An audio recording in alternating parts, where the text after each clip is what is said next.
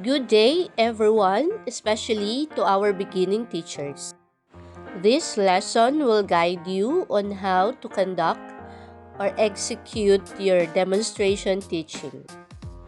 So in here, I got 5 tips in order for you to successfully demonstrate your teaching. So are you ready? Of course, you should be ready because it's your demonstration teaching. So what are you waiting for? You get your notes so that you can list the things that you're going to prepare. First is your detailed lesson plan. Remember that you cannot do your demonstration teaching without your lesson plan because your lesson plan serves as your guide in executing your lesson. Make sure that the lesson plan is well prepared.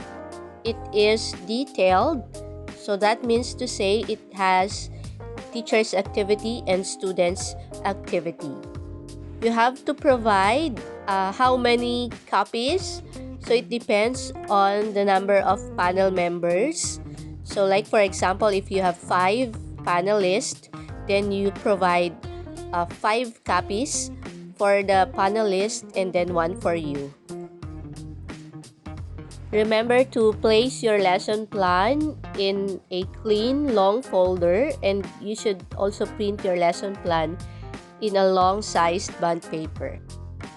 Do not forget to write the detailed lesson plan or attach a printed title in front of your folder. So kindly check if that is already done. And then make sure before you print your lesson plan, it was checked already by your master teacher or your teacher or your instructional leader. So the basic is to check also when you prepare your lesson plan, it should be aligned. So that means to say the instructional objectives, the procedures, and the evaluation parts are aligned with each other. So those are the things that you have to consider in preparing your detailed lesson plan. So prior to printing, you have to incorporate all the suggestions made by your teacher as corrections in your lesson plan. Next, we have here the visual aids. These are the things that you're going to use to support your instruction. So we have here the printed. It depends on your activity. Like for example, if you have a puzzle, it should be ready. The puzzle should be contained in the folders, for example, or short envelope, so that students can easily use the puzzle. So if you have 5 groups per activity, you can prepare 5 brown envelopes so that you can easily handle them to your students. So you have to prepare the visual aid on each or for each activity that you're going to employ, starting from the review down to your evaluation part. Will you use a PowerPoint presentation? If that is your decision, then you can both use the printed materials and then the PowerPoint. Do not rely only for using the PowerPoint. You should have a backup of printed materials in case of brownout. So make sure that your visual aids are organized in such a way that it can easily be handled to your students and it can be easily found in your table. For easy utilization of visual aids, you have to place them in an organized manner in your table. So before you start your demonstration teaching. Even the plastic tapes, it should be in an organized manner. So you will not cut while cut the tapes while having your demonstration teaching, so you should prepare them already. So you placed your visual aid from left to right if you are facing the board, so that access to visual aid will be in an organized manner also, and the students will find it okay to look at. So in here, visual aids should be placed and utilized in an efficient manner. So meaning to say, it should be readily made available, easy to reach, easy to use, easy to access.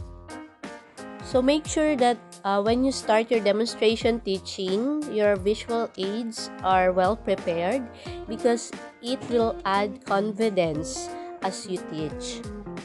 So remember that you should have plan A and plan B for your visual aids. Keep it organized and efficient. As you have learned from your previous subjects, visual aid should be placed within eye level of the students. It shouldn't be bright. Fonts should be large enough to see. Make sure that they are readable. And of course, the handwriting should be good. Make sure that there are no errors or misspelled words. In short, you have to check everything before you place them and use them.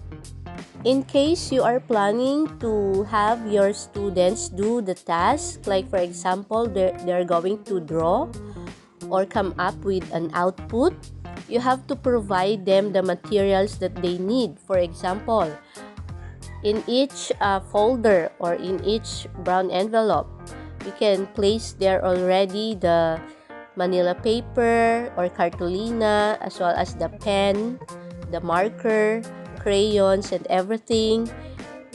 You can also include the plastic tapes or scissors that they can use.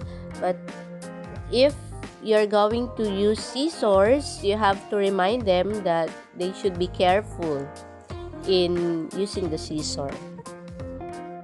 It is also important to remind your students what to do. So you give your instruction first before you hand them the instructional materials. So that is how you utilize the visual aid. If they are going to come up with an output, you show them to what area or what space in the classroom are they going to put the visual aids or the outputs that they made.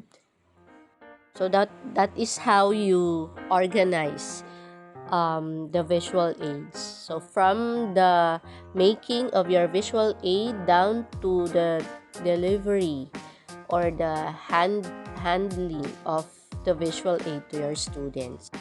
When you prepare your visual aid, avoid too much bright colors. It might affect the eyes of your learners. So as much as possible, you use light colors. So remember, your visual aids should be easy to reach and easy to use by your learners. So if it happens that they need some reminders, you should remind them to be careful in using the visual aid.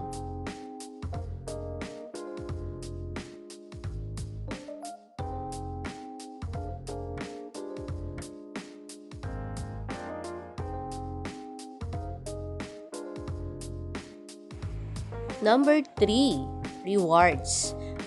Did you prepare a reward? Like for example, in every answer, you are going to give out candies or chocolates to your students. That can be a form of reward. So is it enough?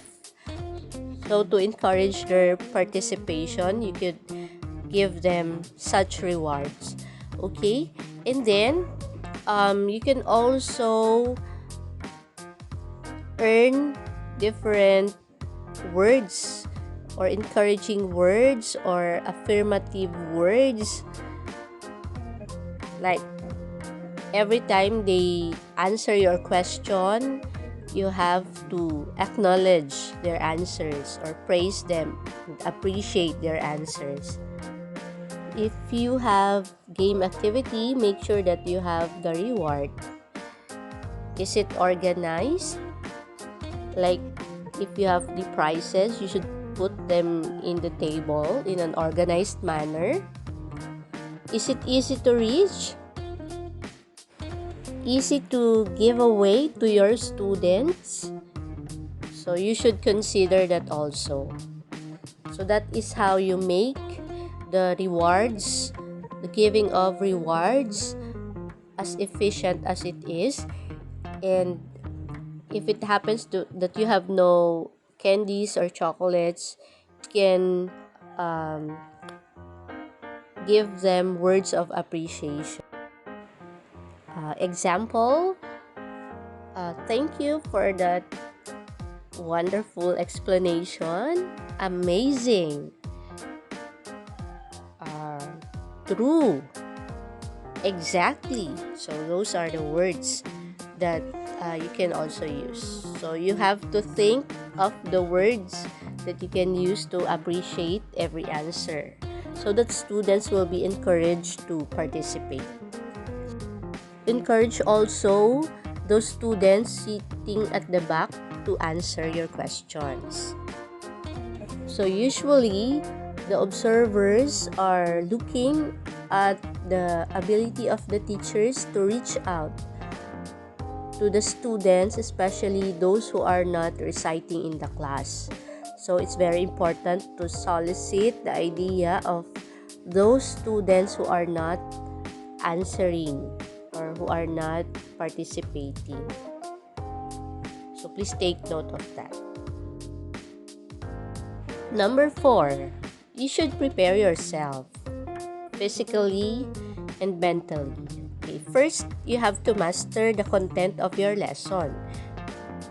Do not keep on looking at your lesson plan, because it will tell the observers that you don't master the content of your lesson. So you have to memorize at least. Know the sequence of your lesson. So that will indicate that you master the content. Do you have confidence the way you stand up in front of your students? If you master your lesson, that will add to your confidence level. Are you stuck in front of the classroom, or are you stuck in the table? Or are you able to go in front, at the back, side by side, to reach out to your students? So those are the questions. You have to go around and of course reach out to your students. Grooming. Are you properly dressed? You have to know the code, the dress code for demonstration teaching. Do not try to defend yourself that you are a millennial. So since you are a teacher, you should be properly groomed in times like this. So remember that you are the best visual aid in the classroom. So you have to make sure that you wear something that is proper as a teacher. Do not also forget to smile. Avoid being angry. Of course, you have to have that modulated or well-modulated voice. Make sure that your student can hear you at the back. You can also use different tones of your voice. So like you make it louder, and then later you make it a little bit softer. So things like that. Do not make also your students and your appearance too serious. Get some humor in the class. So those are the important things to remember when executing your lesson. So let your students enjoy your teaching. So you should develop a skill that will allow the students to keep their interest in their lesson. Like for example, you can throw hugot lines, especially in the high schoolers. They are fond of hugot lines today. And the last thing, before you start your demonstration teaching, you should ensure that the classroom environment is well prepared. So these are the indicators of a well-prepared classroom. First, of course, the physical arrangement. Are the chairs arranged in an organized manner? Wala bang kalat? Is the classroom clean enough?